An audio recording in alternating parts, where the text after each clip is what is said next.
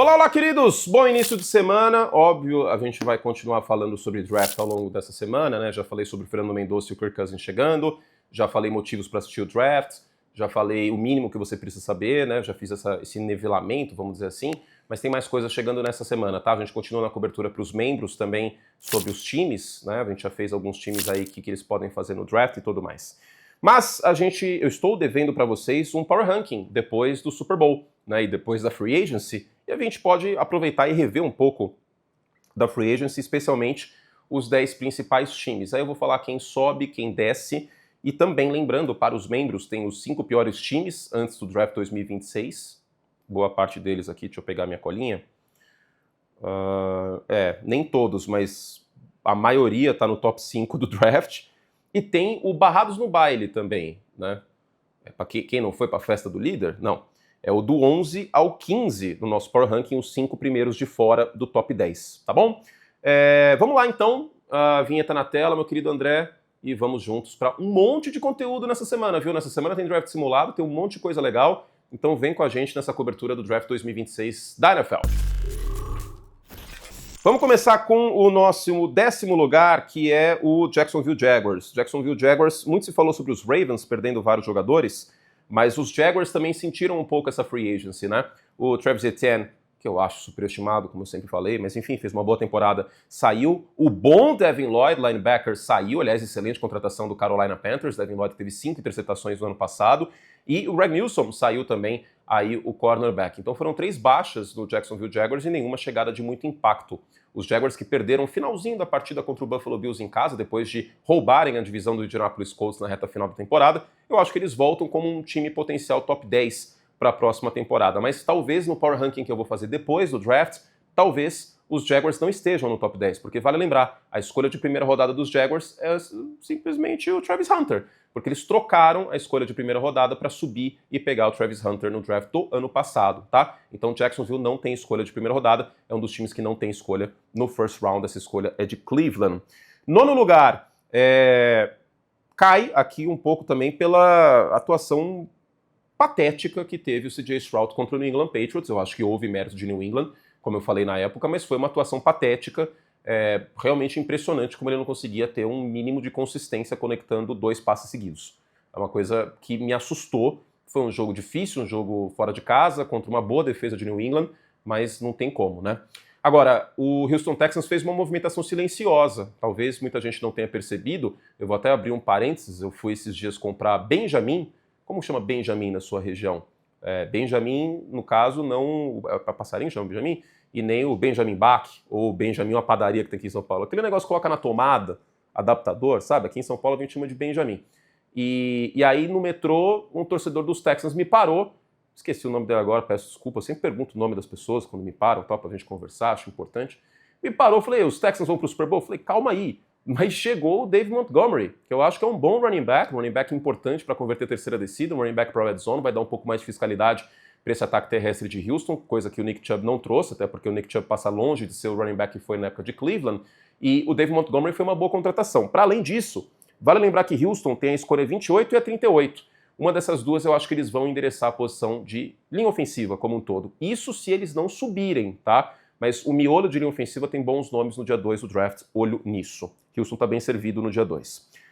8º lugar caindo, e eu não desci o Philadelphia Eagles por conta dessa história que saiu do Jeremy Fowler na ESPN americana em relação ao Jalen Hurts e o clima do vestiário dos Eagles. Eu não vou nem me dar o trabalho de falar sobre esse assunto, honestamente, porque novo coordenador ofensivo, já vem reports que o Jalen Hurts está empolgado e tudo mais. Isso aí já passou, velho. Temporada já passou, eu não vou colocar aqui Jalen Hurts perdedor, tal. Não vou ficar fazendo carnaval em cima disso. A imprensa americana tá deitando e enrolando em cima dessa história em vez de falar da porra do draft, tá?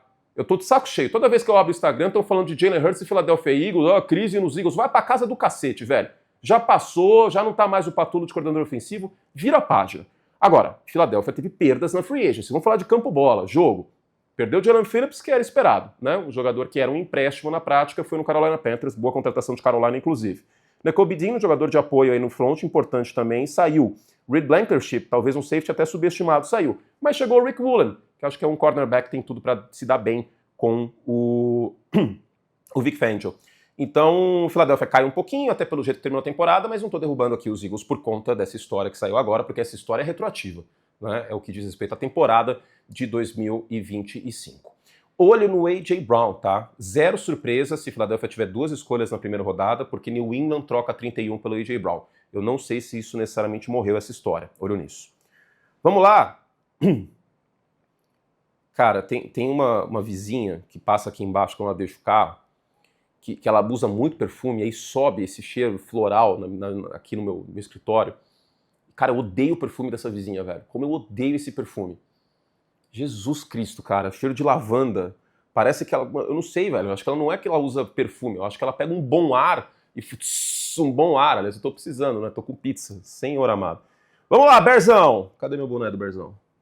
Não vou ser clubista, não.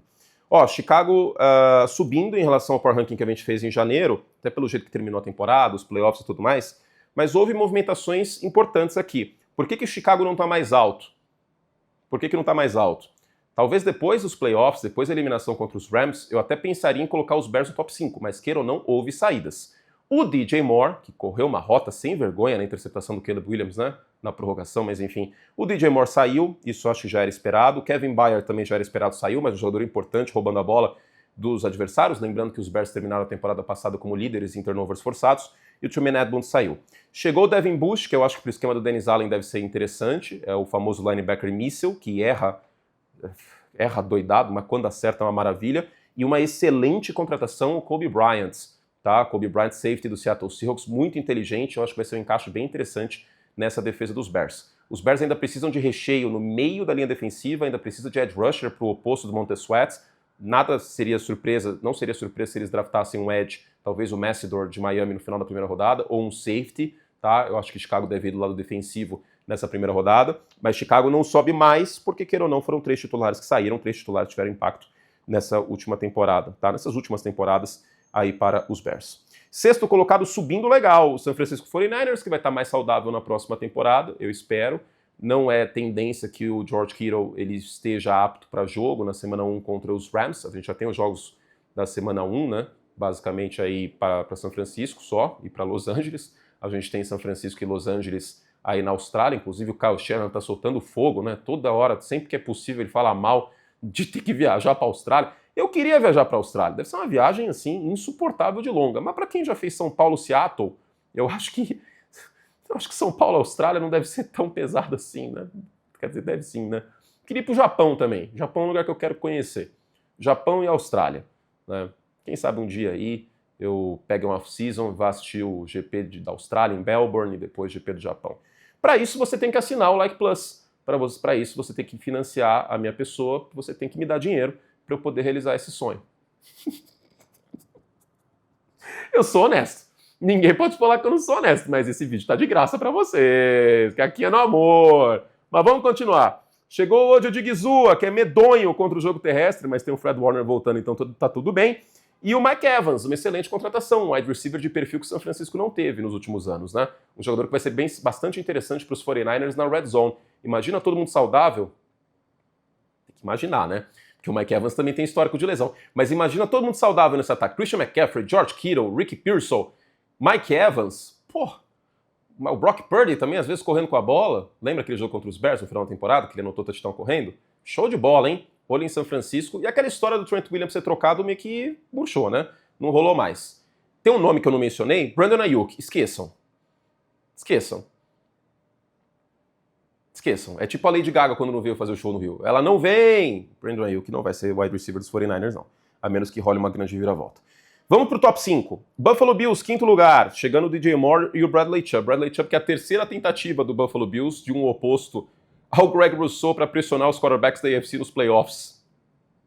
Já teve o Von Miller, já teve o Joey Bosa e agora eles vão apostar em mais uma ex-escolha top 5 do draft. Bradley Chubb originalmente escolha por Denver, né?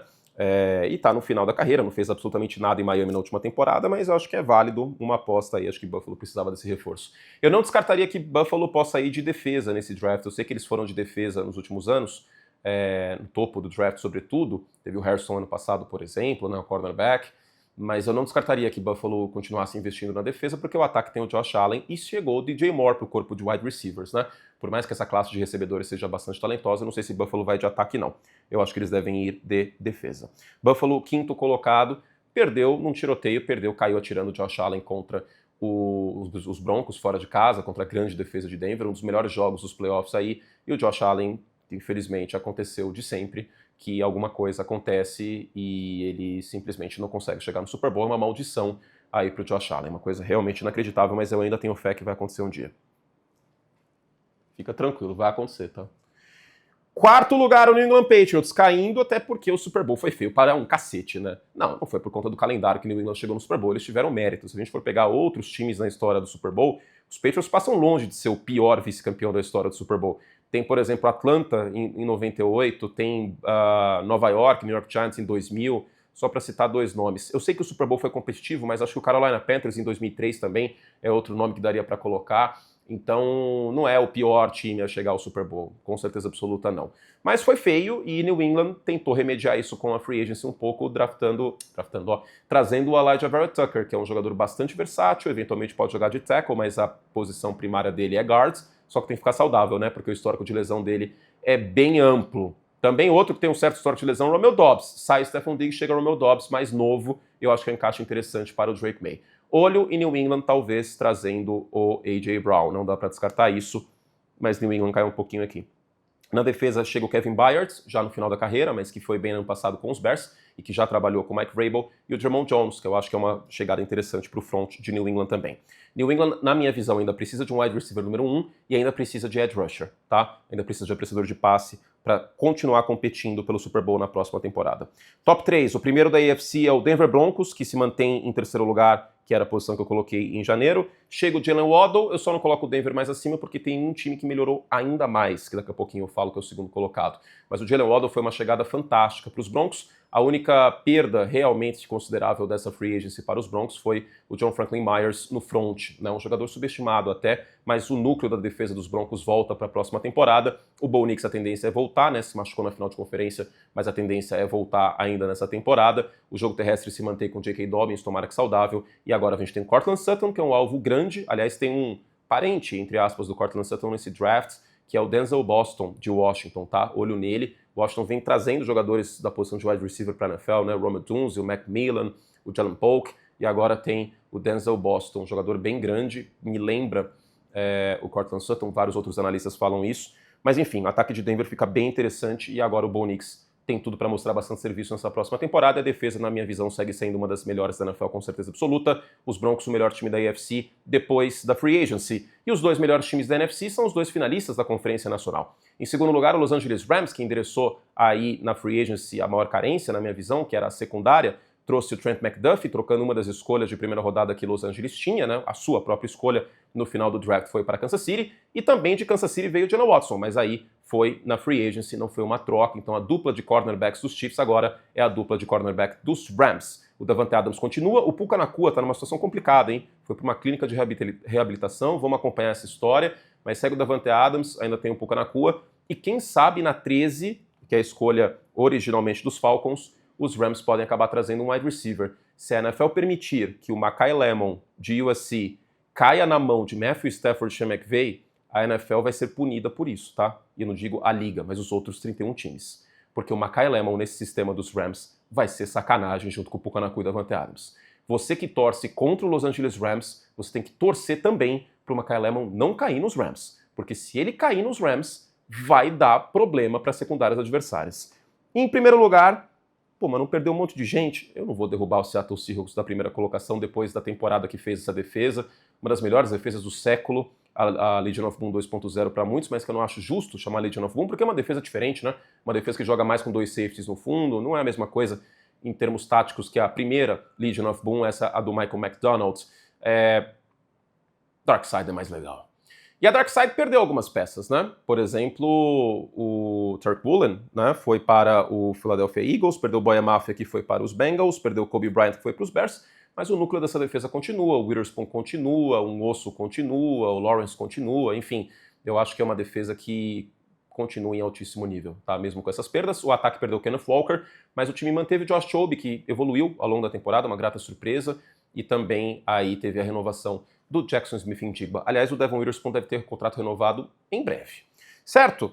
É isso. 10º Jaguars, 9º Houston, 8º Philadelphia, 7º Chicago, 6º São Francisco, 5º Buffalo, 4º New England, 3º Denver, 2º Los Angeles Rams, 1º Seattle Seahawks. Ok?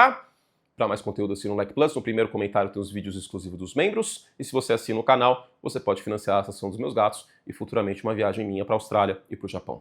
Um beijo carinhoso e até a próxima. E lembrando que para os membros tem o Barrados no Baile. 11, 12, 13, 14, 15. Os primeiros de fora do Power Ranking e também os 5 piores times da NFL antes do Draft 2026. Que lembrando, tem transmissão do Sport TV 2 e da GETV no primeiro dia. E o dia 2, a sexta-feira, tem transmissão do Sport TV 3. Beijo carinhoso, que você tenha uma ótima semana e vamos juntos para cada vez mais. Tchau!